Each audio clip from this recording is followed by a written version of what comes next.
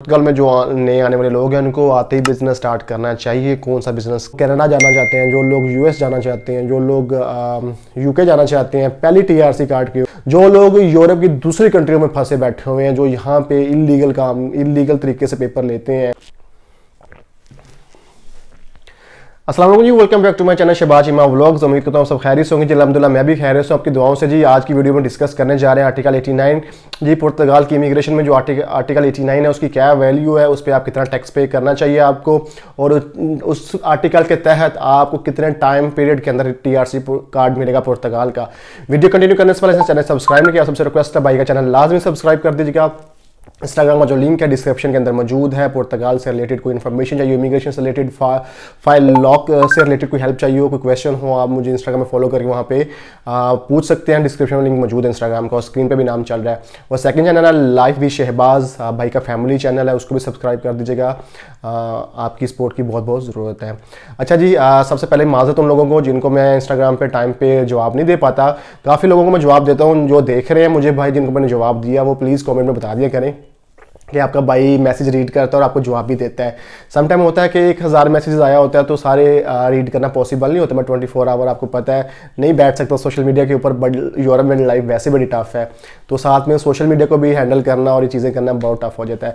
अच्छा जी, खैर ये बातें होती रहेंगी। आज जो इंपॉर्टेंट चीज़ है आर्टिकल 89 वो क्या चीज़ है और उसकी क्या वैल्यू है, उसके आपके बेनिफिट्स क्या होंगे। जब हम लोग पुर्तगाल में आए थे तब एक ही शोर था जी, आर्टिकल 88 में पेपर जमा कराओ, कॉन्ट्रैक्ट बेस पे काम करो और रगड़े खाओ और टैक्स पे करो और रेजिडेंसी कार्ड ले जाओ। लेकिन आर्टिकल 89 के बारे में कोई गाइड नहीं करता था। जो करता था वही कहता जी बड़ा लंबा टाइम है, बहुत लंबा टाइम है, बहुत टाइम लगेगा, ऐसा कुछ नहीं होता। क्योंकि दोनों जो आर्टिकल्स हैं, आर्टिकल 88 और आर्टिकल 89, एक ही पोर्टल के ऊपर सेम जगह पे दोनों की फाइल जो ना लॉक होती है, सबमिट होती है। तो इसका मतलब है दोनों का टाइम पीरियड सेम है। बस लोगों ने अफवाहें उड़ाई हुई हैं, सिर्फ अपना उस माफिया ने अफवाहें उड़ाई हुई हैं जिन्होंने अपने जॉब कॉन्ट्रैक्ट बेचने और पैसे कमाने हैं, ठीक है। तो उन्होंने जो है ना कह दिया जी नहीं टाइम पीरियड बड़ा लगेगा। ज़रूरी नहीं है कि आपने कंपनी, लोग कहते हैं जी पहले कंपनी खोलो, दुकान खोलो, फिर आर्टिकल 89 में पेपर जमा होंगे, ऐसा कोई नहीं है। अगर आप फ्रीलांसर हैं, इंडिपेंडेंट हैं, कोई सर्विसेज प्रोवाइड कर रहे हैं एज अ फ्रीलांसर, तो आप एक्टिविटी ओपन करके भी आर्टिकल 89 में अपने पेपर जमा करवा सकते हैं। मैं खुद भी एज अ फ्रीलांसर काम करता हूँ। मैं आपको कई लोग मुझे जो पर्सनल जानते हैं पता है, मैं दुबई में बड़े सीनियर लेवल पे जॉब कर चुका हूँ। तो एज अ फ्रीलांसर मैं बहुत सारी सर्विसेज ऑनलाइन देता हूँ और अल्हम्दुलिल्लाह अच्छी अर्निंग है ऑनलाइन। तो तब इन चीज़ों का पता नहीं था कि आर्टिकल 89 में भी हम कर सकते हैं और हमें मुझे खेतों में जलील नहीं होना पड़ेगा, क्योंकि हमारे साथ यहाँ पे फ्रॉड हो गया। जब मैं नया नया था, मैंने अपना बिजनेस ओपन किया था तो जी दोस्त ही फ्रॉड कर गया था हमारे साथ। तो वो एक स्टोरी आपसे शेयर करेंगे, क्योंकि नेक्स्ट वीडियो में हम बिजनेस को नेक्स्ट वीडियो में जितनी भी वीडियोस आएंगी वो मैं बिजनेस को डिस्कस करने जा रहा हूँ पुर्तगाल के अंदर, अपने एक्सपीरियंस, जो मेरे एक्सपीरियंस है बिजनेस के अंदर, तो वो मैं आप लोगों के साथ शेयर करने जा रहा हूँ। तो जी आर्टिकल 89 में आप अगर फ्रीलांसर हैं, अगर आप ऑनलाइन सर्विसेज दे रहे हैं, कोई कुछ भी कर रहे हैं, जो आप घर बैठे ऑनलाइन अर्निंग, जैसे इंजीनियरिंग, जो सॉफ्टवेयर इंजीनियर हैं वो आप online service, mostly software engineers घर बैठ कर काम कर रहे हैं। तो वैसे भी अब कोविड के बाद जो ट्रेंड चल गया है पूरे यूरोप में, पूरी दुनिया में, वर्क एट होम, तो घर से बैठे काम कर रहे हैं, हम भी करते हैं। मैं भी फ्रीलांसर एज आ सर्विसेज प्रोवाइड करते हूँ काफ़ी किस्म की सोशल मीडिया के ऊपर। तो जो उस दौर में हमें पता था तो मैं भी धक्के ना खाता खेतों के अंदर, तो हम भी ऐसे बैठ के अपने डॉक्यूमेंट्स ले जाते हैं, लेकिन उस टाइम गाइड करने वाला कोई नहीं था। तो जी बुराई नहीं, आर्टिकल 89 का जो टाइम पीरियड है वो सेम ही आर्टिकल 88, जितना टाइम आर्टिकल 88 लेता है उतना ही टाइम आर्टिकल 89 लेता है। और जब आप आर्टिकल 89 के अंदर अपने पेपर जमा करवाते हैं, जब आप एक्टिविटी ओपन करते हैं अपनी फाइनेंस ऑफिस के अंदर जाके, तो आप 1 साल के लिए टैक्स फ्री हो जाते हैं। ये बात फिर सुन लीजिएगा, चाहे आप रेजिडेंट हैं, चाहे आप नॉन रेजिडेंट हैं, आप न्यू आए हैं यहाँ पे, जब आप फाइनेंस ऑफिस में अपनी एक्टिविटी ओपन करते हैं तो आप 1 साल के लिए टैक्स फ्री हो जाते हैं। लेकिन एक एक कह लें कि एक दूसरी जो साइड है, एक सिनेरियो है, वो ये है कि अगर आपने रेजिडेंस परमिट अप्लाई करना है, रेजिडेंस कार्ड अप्लाई करना है, तो उसके लिए जो सेल्फ की रिक्वायरमेंट है वो है टैक्स आपने पे करना है। तो इसका मतलब है अगर आप 1 साल, अगर आप एक्टिविटी ओपन करते हैं 1 साल के लिए आप टैक्स फ्री हैं, लेकिन फिर भी रेजिडेंस परमिट के लिए अगर आपने अप्लाई करना है तो आप जो है वो टैक्स अपना पे लाजमी करें।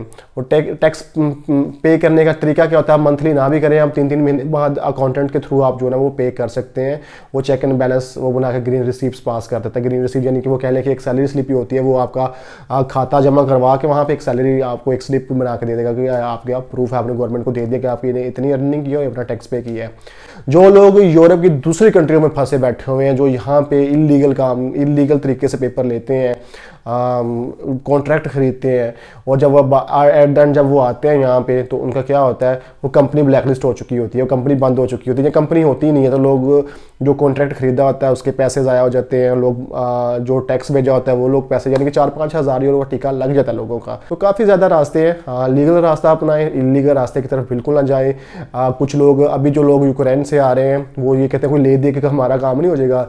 भाई जो ले दे के काम करने वाले लोग हैं वो हमेशा अटक जाते हैं कहीं ना कहीं जाके। तो यहाँ मोस्टली लोग आपको यही कहेंगे कि यहाँ से पेपर जमा करवाओ, दूसरी कंट्री चले जाओ, वो कॉन्ट्रैक्ट खरीदो हमसे और हम आप टैक्स भेजते रहो, पेपर ले जाओ। नो, चीज़ें बड़ी चेंज हो गई हैं, पुर्तगाल में बड़ी सख्ती हो गई है। इलीगल काम इलीगल ही होता है, आपको डर ही होता है कभी भी आप पकड़े गए तो सब कुछ कैंसिल है आपका। तो लिहाजा आप सबसे रिक्वेस्ट यही है कि पुर्तगाल में आएँ, यहाँ पे आके रहें, काम करें, टैक्स पे करें और लीगल वे में काम करके अपना रेजिडेंस कार्ड लें। क्योंकि देखें थोड़ा सा मुश्किल टाइम होता है, पहला कार्ड आपको मिल जाए फिर कोई टेंशन नहीं है, फिर आप इजी हैं, फिर आपके पास बहुत ज़्यादा ऑप्शंस हैं, आप बहुत कुछ कर सकते हैं। हमने भी धक्के खाए हैं। मैंने जैसे अपनी खेतों में काम करते हुए वीडियोस भी मैंने बना के डाली हुई हैं अपने चैनल के ऊपर। तो मेरा ख्याल है आप लोगों को उससे मोटिवेशन मिलनी चाहिए कि स्टार्टिंग में मैंने क्या सर्वाइव किया और जब कार्ड मिल गया, मैं सेटल्ड हो गया, तो अब लाइफ कितनी स्मूथ हो गई है पुर्तगाल के अंदर रहते हुए। लेकिन आपको भी इन चीज़ों का ख्याल रखना चाहिए कि जब आप आते हैं तो अपने गर्दन में ये सरिया कहते हैं ना, गर्दन में सरिया, इसके अकड़ नहीं रखनी चाहिए कि मैंने वाइट कॉलर जॉब करनी है। हमने तो भाई पाकिस्तान में कभी पानी का गिलास इधर से इधर नहीं रखा। भाई ऐसा नहीं है, लाइफ में कामयाब होना है तो आपको ये चीज़ें टॉलरेट करनी पड़ेंगी। यहाँ पे आके लोग यूरोप की दूसरी कंट्रियों में फंसे बैठे हुए हैं, जो 10-10 साल 15-15 साल से फंसे बैठे हुए हैं। आप सबसे रिक्वेस्ट है प्लीज़ पुर्तगाल आएँ, पेपर लें, अपने प्यारों से जाके मिलें। और आर्टिकल 89 का जो मैं बता रहा हूँ आपको, आर्टिकल 89 का आपको क्या फ़ायदा। आर्टिकल 89 का जो फ़ायदा है, जब लेट्स सपोज जो लोग ख्वाहिशमंद हैं, जो लोग कनाडा जाना चाहते हैं, जो लोग यूएस जाना चाहते हैं, जो लोग यूके जाना चाहते हैं पहली टीआरसी कार्ड के ऊपर, आर्टिकल 89 उनके लिए बड़ा फ़ायदा मंद है। उसके लिए क्या रीज़न है, अगर आप अपनी एक्टिविटी ओपन करके एज अ फ्रीलांसर काम कर रहे हो तो आपका एक ये वैलिड प्रूफ है। लाइक जब आपने टीआरसी के बाद वीज़ा अप्लाई करना है यूएस का या कनाडा का, तो वहाँ पे आपका सोर्स ऑफ इनकम मांगते हैं। और सेकेंडली एक ऐसा उनको ऑथेंटिक कुछ रीज़न देना होता है कि आप पुर्तगाल वापस आएंगे। जब आप एक्टिविटी ओपन करते हैं आर्टिकल 89 के ऊपर आपको पेपर मिले होते हैं तो आपका एज अ बिजनेसमैन शो होते हैं कि आप बिज़नेस करते हैं। एक्टिविटी ओपन होगी, समझे आप अपना बिजनेस कर रहे हैं। तो एक ऑथेंटिक लेटर होता है फाइनेंस ऑफिस से कि आपके टैक्स पे हुए हैं, आपका आर्टिकल 89 में प्रोसेस हुआ था, तो आपका जो बैंक स्टेटमेंट होती है वो भी अच्छी चली होती है। तो उसमें आपको वीज़ा मिलने के चांसेस बड़े अच्छे हो जाते हैं पहली टीआरसी के ऊपर ही। तो एक ये बड़ा प्लस पॉइंट है इसका। और हम आपको वीज़ा प्रोसेस करके दिखाएंगे भी बड़ी जल्दी। कनाडा का एक भाई है, उन्होंने जाना है कनाडा, तो हम उसका पहली टीआरसी के ऊपर वीज़ा अप्लाई कर रहे हैं। तो जैसे ही कोई ग्रांटेड होता है वीज़ा तो इंशाल्लाह आपके साथ वो एक्सपीरियंस भी शेयर करेंगे। बाकी जी घबराए ना, आर्टिकल 18 अगर आप में एबिलिटी है कि आप ऑनलाइन काम कर रहे हैं, आप अर्निंग कर सकते हैं ऑनलाइन, तो आर्टिकल 89 की तरफ ज़रूर जाएँ। आर्टिकल 88 में धक्के ना खाएं। आर्टिकल 89 में पेपर जमा करवा के अपनी रेजिडेंसी लें, अपना काम करें online freelancer as a freelancer, तो आपके लिए चीज़ें बेहतर हो जाएंगी। आप आर्टिकल 89 में पेपर जमा करवा के फूड डिलीवरी का भी काम कर सकते हैं। फूड डिलीवरी में लोग अच्छा पैसा कमाते हैं, 1000-1000 1200 यूरो भी कमा रहे हैं यहाँ पे। तो ये चीज़ें काफ़ी इजी हो जाती हैं, बट टाइम लगता है थोड़ा, आती हर चीज़ नहीं हो जाती, 1-2 महीना लगता है। इजी रहें, काम रहें और अपनी सेटिंग करें। नहीं जी, आज की वीडियो यहीं पे करते हैं ख़त्म, काफ़ी लंबी वीडियो हो गई है। नेक्स्ट जो मेरा सेशन स्टार्ट करने वाला हूं अपने चैनल के ऊपर वो बिज़नेस के ऊपर है कि पुर्तगाल में जो नए आने वाले लोग हैं उनको आते ही बिज़नेस स्टार्ट करना चाहिए, कौन सा बिज़नेस स्टार्ट करना चाहिए, बिज़नेस स्टार्ट करने के लिए कितने पैसे चाहिए होते हैं। इंस्टाग्राम में मुझे फॉलो कर लीजिएगा। बाकी सेकंड चैनल लाइव भी शहबाज, उसको भी सब्सक्राइब कर दीजिएगा। एक और न्यूज़ चैनल हम लोग अपना खोलने जा रहे हैं या यूट्यूब के ऊपर लॉन्च करने जा रहे हैं।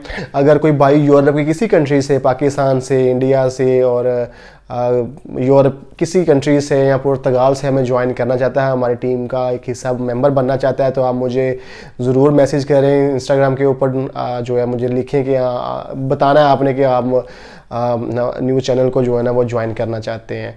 तो मिलके काम करेंगे, लोगों की खिदमत करेंगे। और बाकी जी अल्लाह ताला हमारी मुश्किलात को आसान करें, नमाज़ पढ़ें, अपने लिए भी दुआ करें, भाई के लिए भी दुआ कर दीजिएगा। मिलते हैं नेक्स्ट वीडियो में एक नए टॉपिक के साथ जी। अल्लाह हाफिज़।